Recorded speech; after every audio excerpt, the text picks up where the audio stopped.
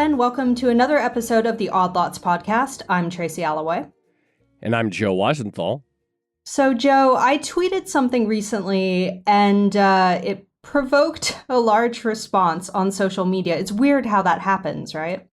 You tweeted something that provoked a response? I find it very hard to believe. I know, it's outrageous. But I was talking about, have you heard of the FIRE movement? Yes, vaguely. Like, I am familiar with it. It has to do with people retiring early, right? Yeah, so it's FIRE as in FIRE, and it stands for Financial Independence, Retire Early. And the basic idea is you can save a lot of money, and if you invest it wisely, you can retire at an early age, like in your 30s. And supposedly it can work out for even normal people or people on normal salaries. We're not talking about really wealthy people. And the thing that I always find really interesting about it is when you go and read about how people are actually investing that money so that they can retire early, they're almost all talking about doing it, A, themselves, and B, through passive investments like ETFs. Right, exactly right. So people think, okay, they live frugally. They work for several years, they live frugally, but then they sort of have this confidence that historical returns that we've seen in stock and bond markets throughout the world will just always be there for them in the future. And so they just put a bunch of money in passive ETFs or, passive-ish ETFs, and then they count on that existing for the rest of their lives. And then they do something, I don't know, they go on Reddit or tweet for the next, from 35 until they die. That's right. And the reason I find this, which doesn't sound bad to me, to be honest. I would be fine. I would do that if I had confidence. You can see the allure. Market would just keep going up. For sure. Yes. But the reason I find it so interesting from a market perspective is, to me, it hits upon like a number of very, very important themes. But really, it hits upon this question of whether or not the FIRE movement can exist without the bull market that we've seen for the last 10 years, right? Like, it's very easy to say, dump all your money in something like, a Vanguard total stock market ETF and just watch it soar, when that's the thing that's been happening for years and years and years. Well, I'll say two things. So one is it certainly raises the question about whether this subculture can continue to exist. But it also raises another question about people who aren't in that subculture, but in a way have de facto bought into it, because this mantra that we've gotten from sort of the media and the fund management industry is, okay, most people aren't saying you should try to retire at 35 or 40, but this idea, never try to time the market, never pick individual stocks, just have a broad, diversified basket of ETFs that you maybe rebalance every once in a while, has become so intense and extreme, and everyone's being pushed to invest like that. So even if you aren't one of the FIRE people on Reddit, it still raises the question of how much has everyone else who is not planning on, per se, retiring early, essentially bought into a less extreme version of the same story.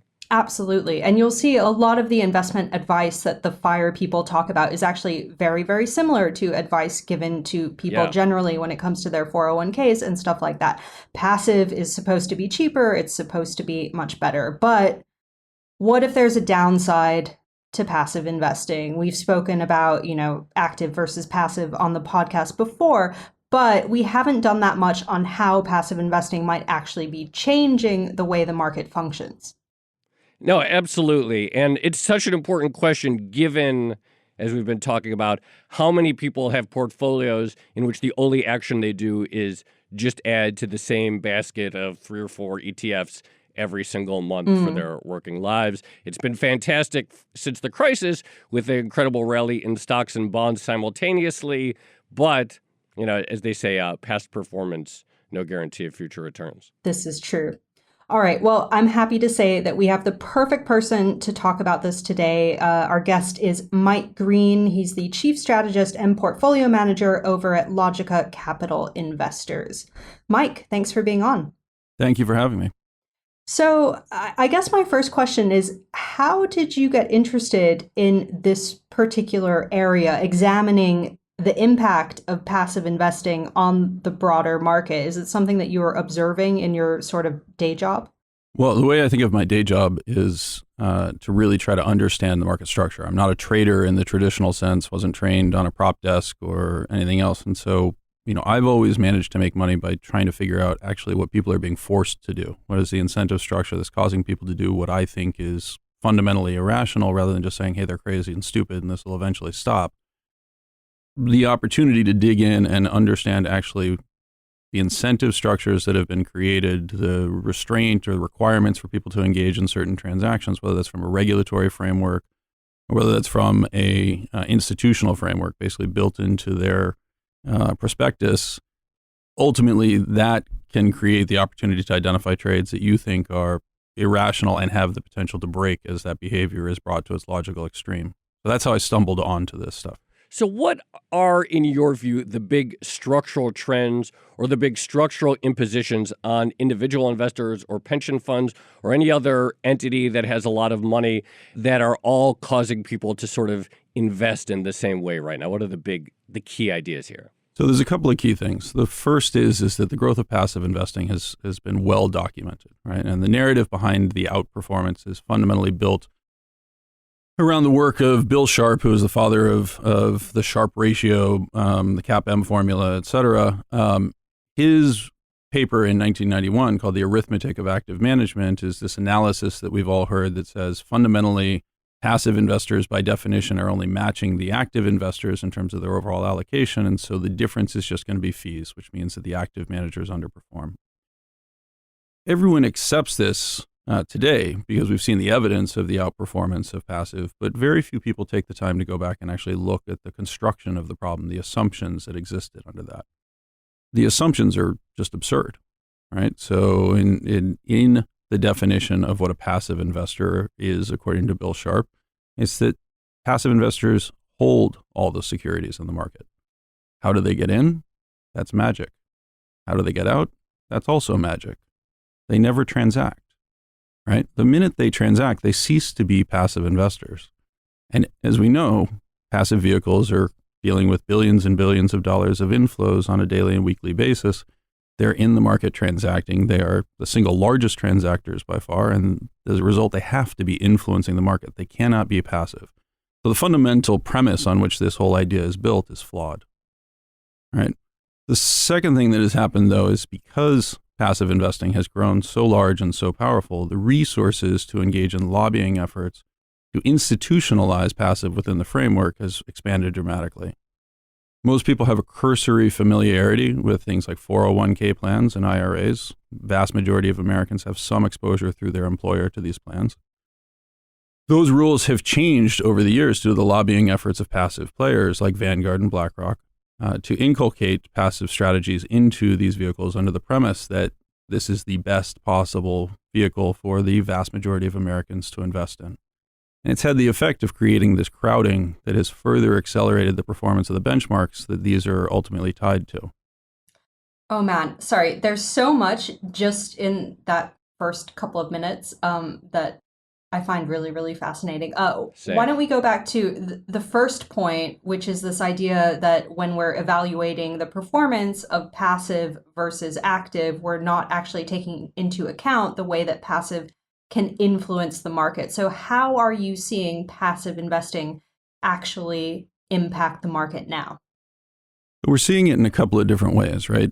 One is that we're seeing a distinct performance advantage that is being created for those securities that are in indices that are being invested into by passive investors.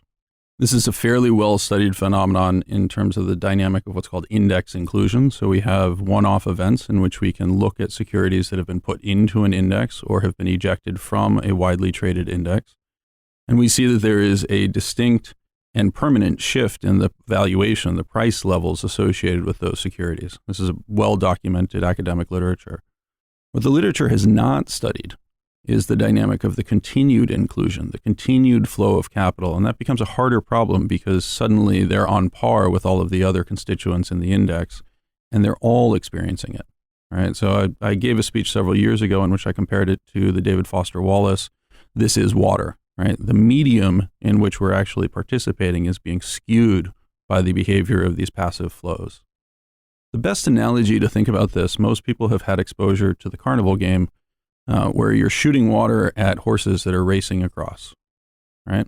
The best strategy to play that game is to wait until the table is relatively full so it gets a large prize, and then you and a friend simultaneously go to the table and you both shoot at the same horse, abandoning one of your horses, but the objective is to win, right? And by simultaneously exerting pressure on the water sensor, you're giving the perception that you are more accurate, causing that horse to outperform, right? That's what we're seeing with the benchmarks. As more and more people are shooting water at the stocks that are explicitly in these benchmarks, and in particular, the larger stocks, right, because of the momentum bias associated with this and some of the techniques under which many indices are constructed, what's called sampling techniques, where they're trying to, with the minimum number of transactions, replicate the behavior of the index. These securities are in turn those horses that are receiving additional participants or water flow at them, leading to the perception that their performance is better. Because those are the benchmarks, that then leads you to conclude that all of the active managers are actually underperforming when the problem is just how we're measuring it. So there's this, I guess some people call it a virtuous cycle. Some people might call it a vicious cycle. But what you're describing essentially is, okay, we look at all these fund managers, maybe they're underperforming the S&P 500 over some period of time, but it's essentially because all the money is going into the S&P 500 as a whole. And then that accelerates because the fund managers appear to be underperforming. That appears to vindicate the idea that, oh yeah, of course, just go passive, active doesn't work, and the problem the disparity grows larger. So if this is true, it means that something like quite big and fundamental has actually happened or changed in the market, which is that there used to be a point where things would get too expensive, and that's when investors would stop buying them, and eventually the price would sort of self-regulate itself and drop back a little bit. But now what you're saying is basically because we have so much money hitting the same target over and over, and we basically have flows chasing flows, that markets are no longer self-limiting, so to speak. Unfortunately, I think that's correct. I mean, there will ultimately be limits, but they're far beyond anything that we have currently experienced. So any reference to historical dynamics becomes inherently flawed because we did not have these participants in the past. So it's a good thesis, or it's a provocative thesis, and obviously you can point to the data that shows lots of fund managers underperforming the benchmarks that have been set by them, and maybe those benchmarks are arbitrary. But how do we know that's true? What are some other indicators? Like, how do we know it's not just fees that are causing them to underperform? Or how do we know it's not just that they're bad at their jobs and they're bad at picking stocks that are causing them to underperform? What other evidence is there that they're actually still, I guess, doing a good job in spite of their underperformance?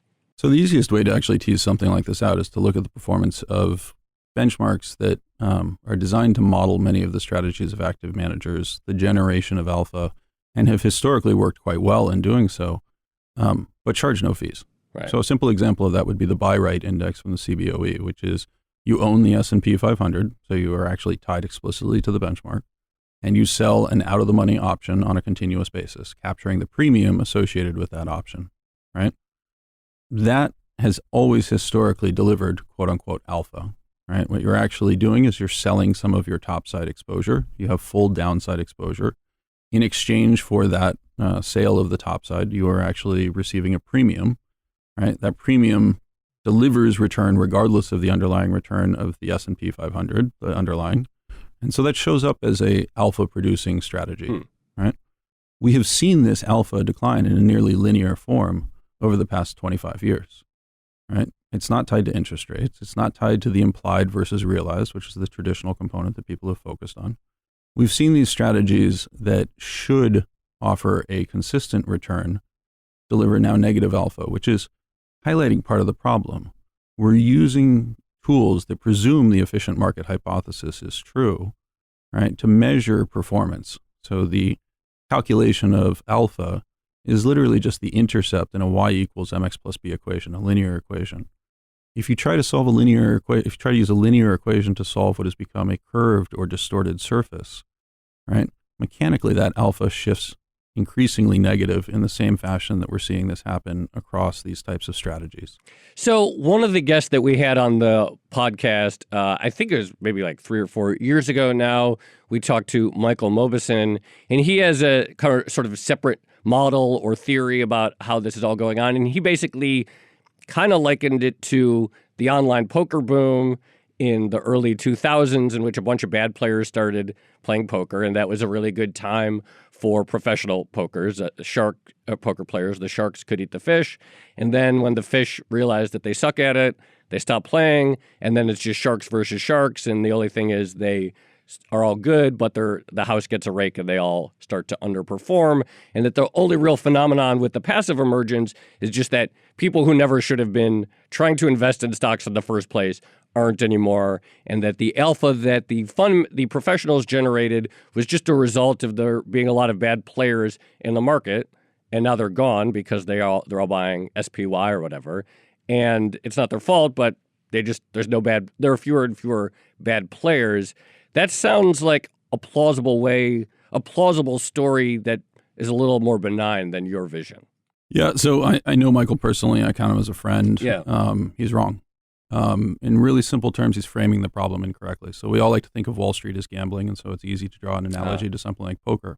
The difference is poker is what's called an ergodic system. The distribution of cards, the frequency in which you can pull the cards out, this particular suits the hands that can be constructed are finite in their underlying construction. And statistically, that's not going to change over any period of time. Any sample that I draw, as long as I'm drawing from a deck, is going to have the same distribution and probability. Right? And that's what an ergodic system is. It's what the tools that we use when we talk about Monte Carlo type simulations. They presume the exact opposite of what you said. Past performance is not a guarantee of future success, because we know that a blackjack table or a poker table or a game of craps roulette is going to have the exact same probability distribution at any point in time. Right? That's not how markets work. Markets have an infinite number of combinations, and they also have a singular direction in terms of the arrow of time. We have no certainty as to what the forward distribution is. So Michael's premise is fundamentally wrong.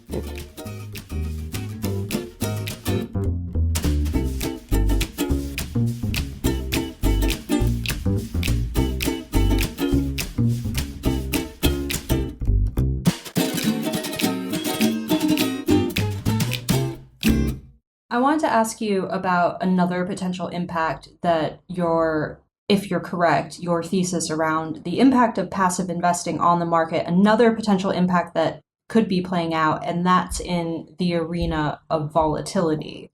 So presumably if you have flows chasing flows, then the market becomes much quieter, I suppose. I don't think that's true, actually. So I just want to be very clear on that, right?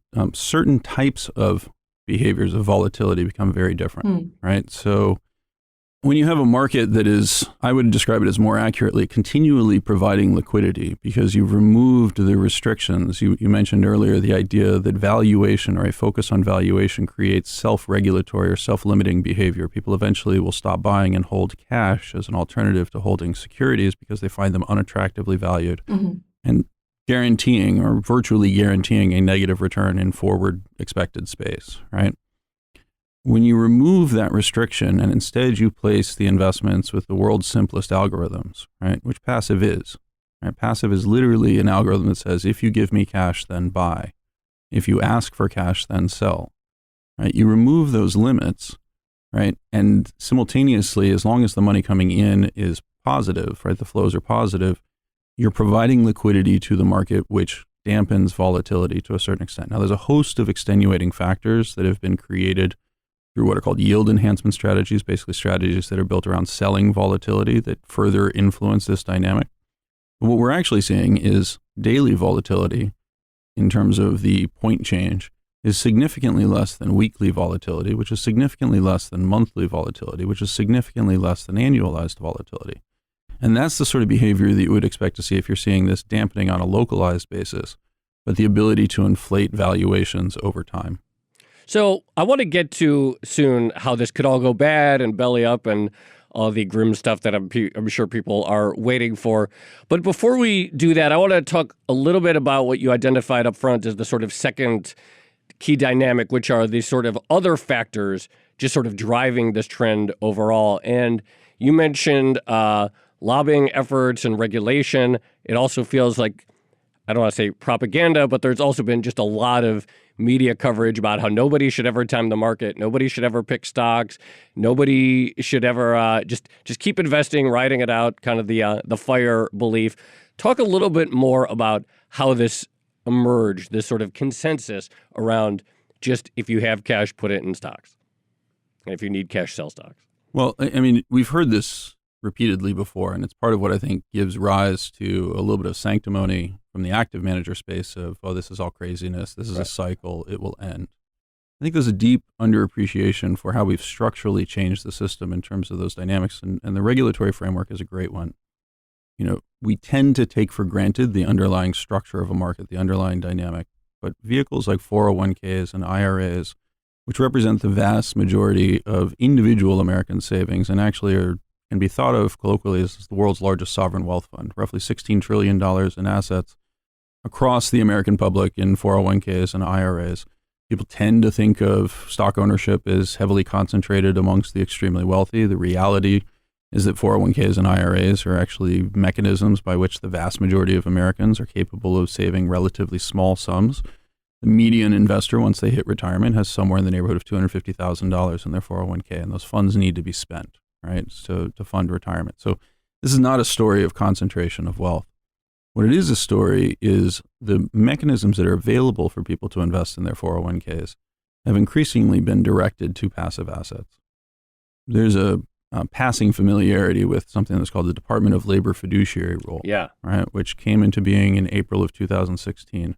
This actually changed the structure of 401ks quite significantly. Any corporation that offered a 401k had to offer passive strategies, had to offer low-cost passive index alternatives to their employees, or they became liable to their employees for the excess fees that they were being charged to them in their 401k, and even more crazily, potentially becoming liable for the underperformance of the investments that they were offering. Right now, so corporations aren't in the business of guaranteeing a return relative to the S&P 500 or the Vanguard Total Market Index.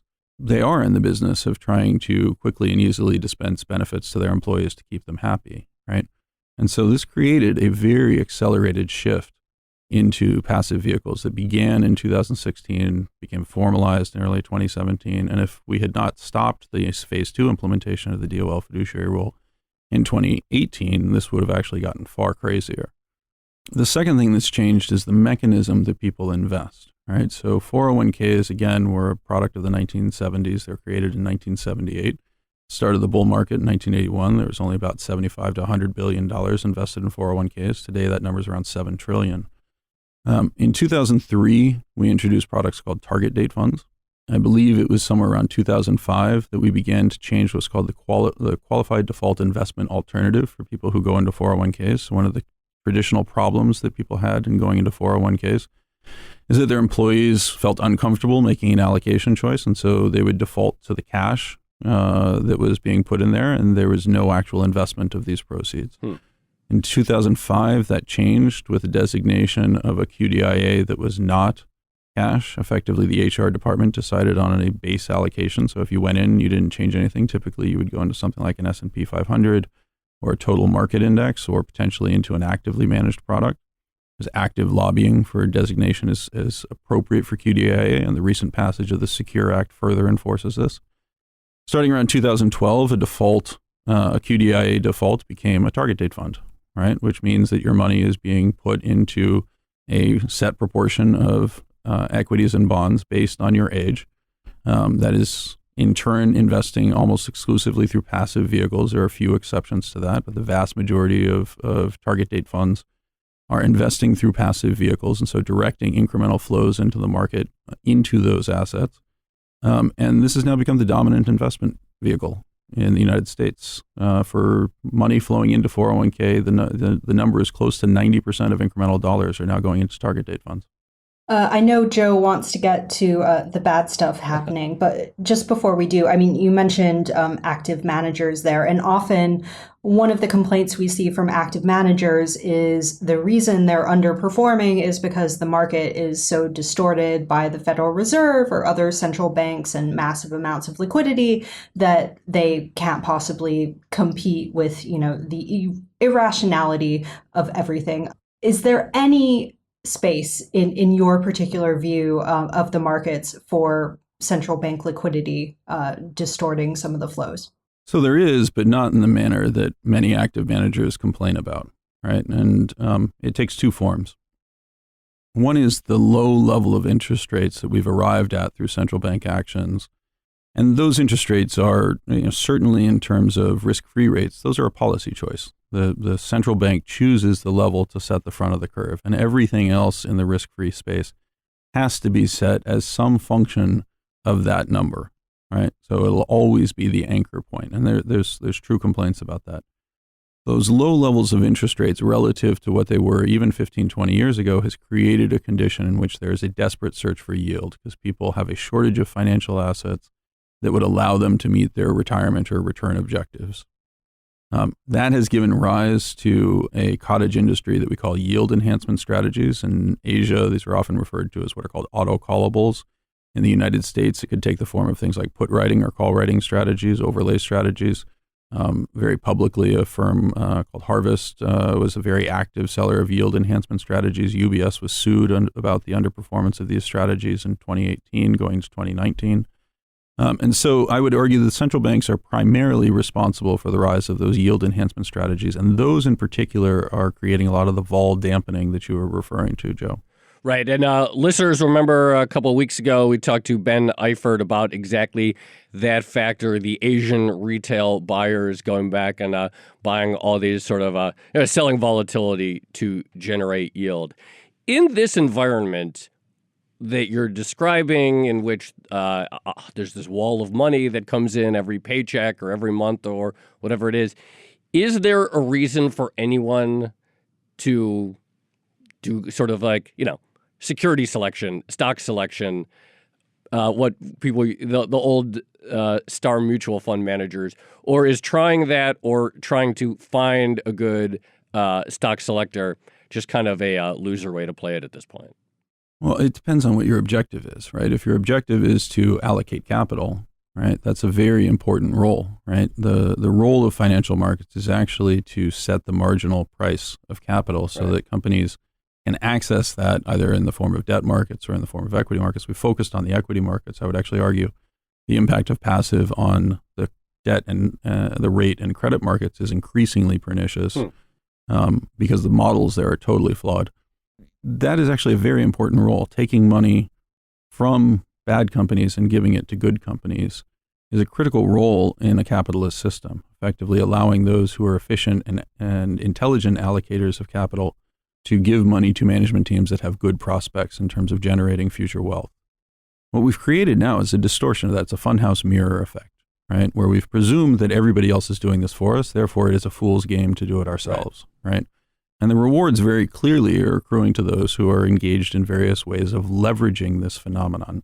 You asked, how can people beat the market? Well, we saw in 2017 a product, XIV, that was basically a hyper-leveraged and increasingly levered exposure of the S&P become the stock market darling, right? Now, the downside to leverage is what we saw on February 5th, 2018, which is in a single event that stock basically went to zero, right? And so this is the conundrum, right? You can approach this from the standpoint of I want increasingly levered exposure to this, and that will allow me to outperform over a short period of time. And I presume that I have the skill to break away from the market when the greater fool theory is about to be exhausted. But if you're holding that recourse leverage, you could lose everything in the process.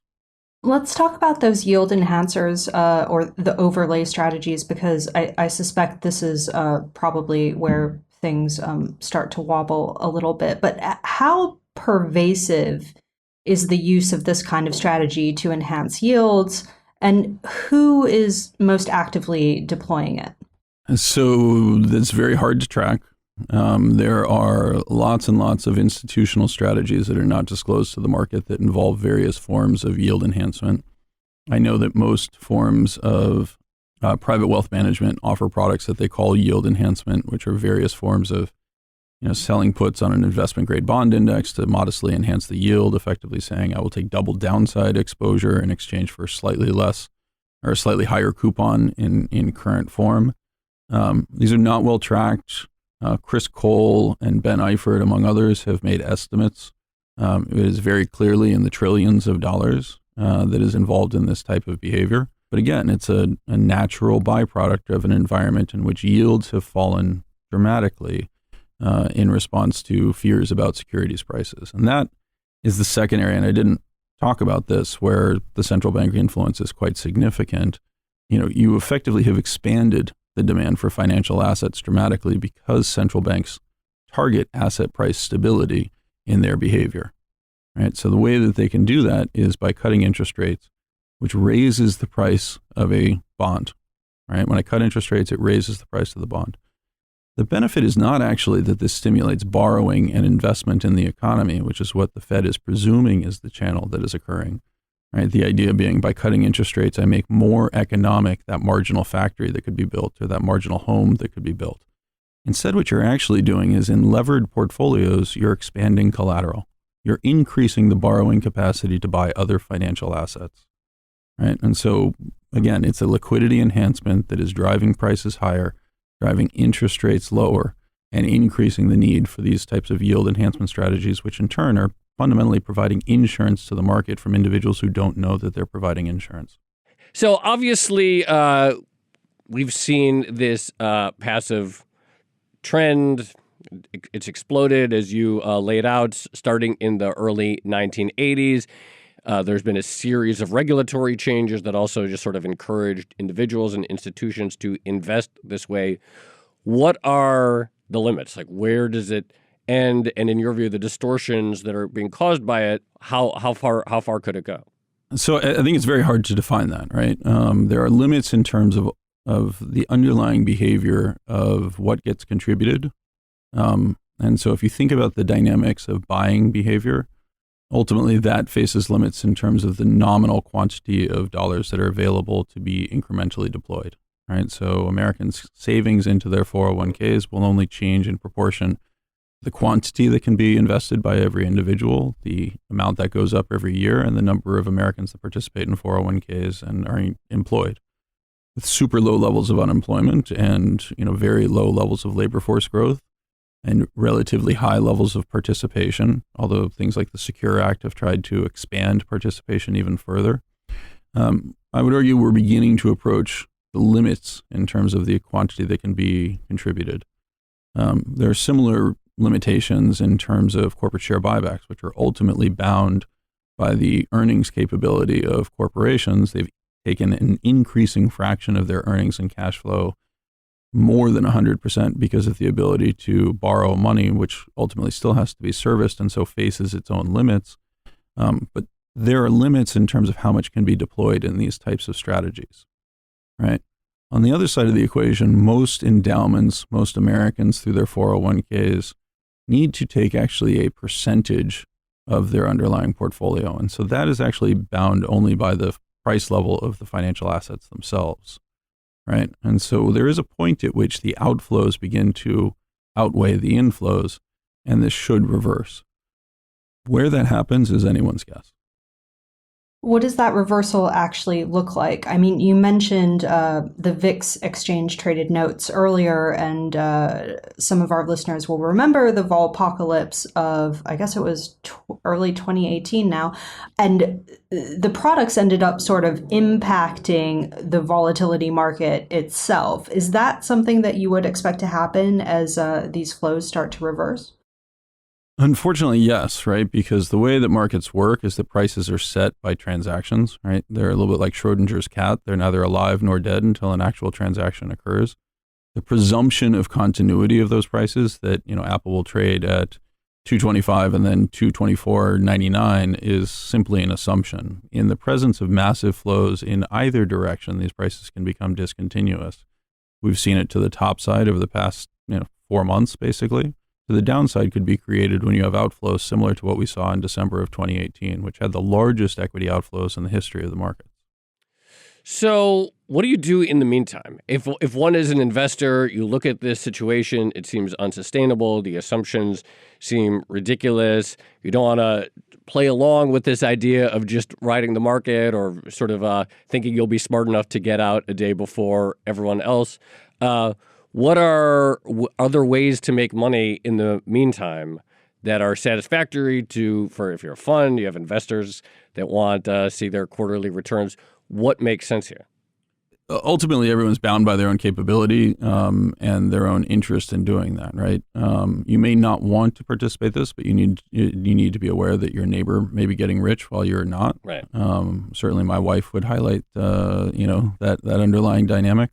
When I see these types of structures, it can be very different, right? When you have an exposure like the XIV, there were unique opportunities to purchase vehicles that allowed you to profit from that without significant day-to-day involvement. I don't think that exists in this framework, right?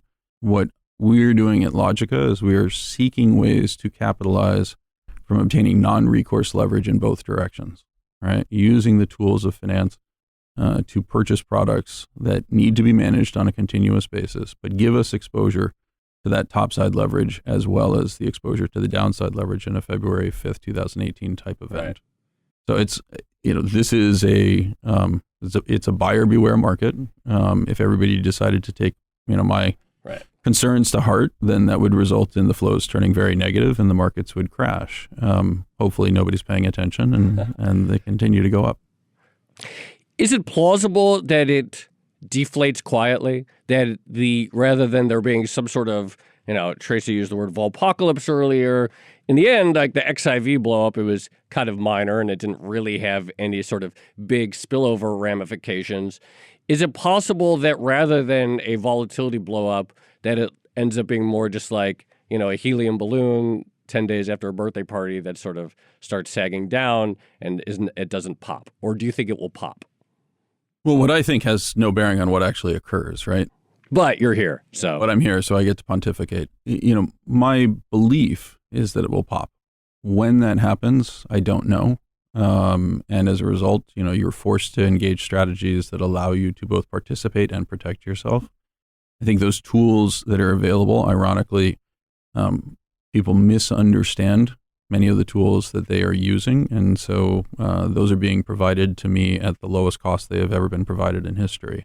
So I'm actually quite excited about that and speaking against my own interest here. No, when you say, going back to connecting some of the dots here, are you talking, when you say tools that are available to you to protect yourself at the lowest price in history, are these more or less the sort of deep out of the money puts that Korean retail investors are selling to generate yield, depressing the cost of a black tail risk insurance? Is that sort of conceptually what you're saying there? No. Okay. I have a really simple question, which sort of goes back to the introductory discussion that Joe and I were having. Should someone looking to retire relatively early invest their money in something like the Vanguard Total Stock Fund? So it's funny when you mention the FIRE concept, right? Because you both are relatively young and far better looking than I am. But the FIRE pre-global financial crisis actually stood for finance, insurance, and real estate, and was indicative of a bubble that was happening within a sector of the economy, right? I would argue the idea of a FIRE movement in which people seek to remove their human capital from the labor force at an early age is indicative of is a clear indication of a bubble, right? That's an absurd use of a human being to retire at 35 to pursue their own objectives. If you happen to have struck it phenomenally rich or you happen to be born into dilettante wealth, more power to you. It's a fantastic mechanism for redistributing that wealth. But to take the most valuable thing that any human being has, which is their capacity to contribute to an economy, and turn it to a life of leisure at that young age, like it's a stupid idea. Yeah, whenever I read those message boards, that seemed to be a huge issue is boredom.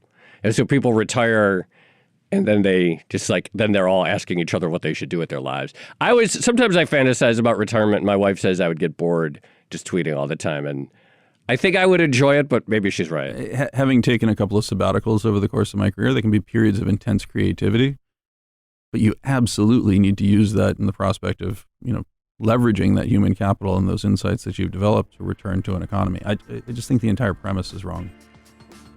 Well, Mike Green from Logica Capital Advisors, that was an absolutely fantastic conversation. Thank you so much for coming on All Thoughts.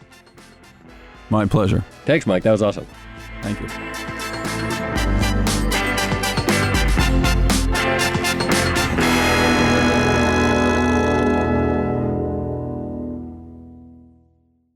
Joe, can I just say the notion of you retiring early so that you could tweet even more is very, very worrying to me for many reasons.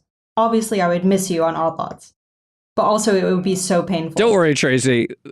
I have no prospect of doing that anytime soon. I have 2 kids under 4, so there's no path towards me retiring early to a life of just tweeting more. So we'll continue the podcast for a while. All right, the world thanks you. But I have to say, I found that conversation so interesting because, as we alluded to in the intro, it sort of touches on a couple big themes. So one is the bull market and how high can valuations actually go. And the other one, of course, is the debate between active and passive management. And of course, we've had all these other episodes with people like Chris Cole, with people like Ben Eifert, Zoltan Pozar, who's done some work on volatility overlay strategies. And to see all of that come together in one conversation is really unexpected and very pleasing. Yeah, absolutely. And I really do think that, and I'm struck by, I'll say 2 things. I had not realized prior to this conversation with Mike the full degree of sort of regulatory changes that we've seen since arguably the start of this bull market in the early 1980s, essentially designed to just make sure de facto that there is this fresh cash being put to work every single month or every single pay period.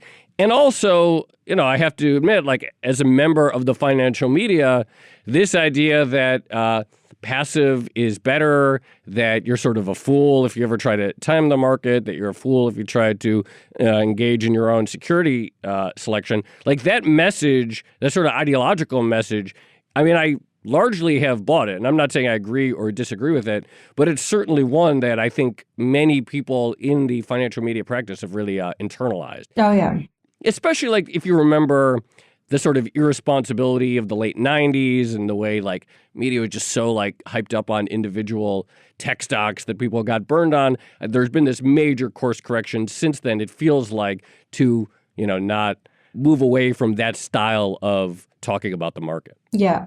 But you mentioned the regulation that is shaping some of this and the lobbying. And I find that really interesting. I find Mike's emphasis on incentives very, very interesting. And again, it goes back to some of the discussions we've had about economic models that don't actually take into account the way the real world works. So, if you're buying that ETF, as soon as you put money in, the ETF is deploying that money. That's just what it does. That's what it's created and incentivized to do.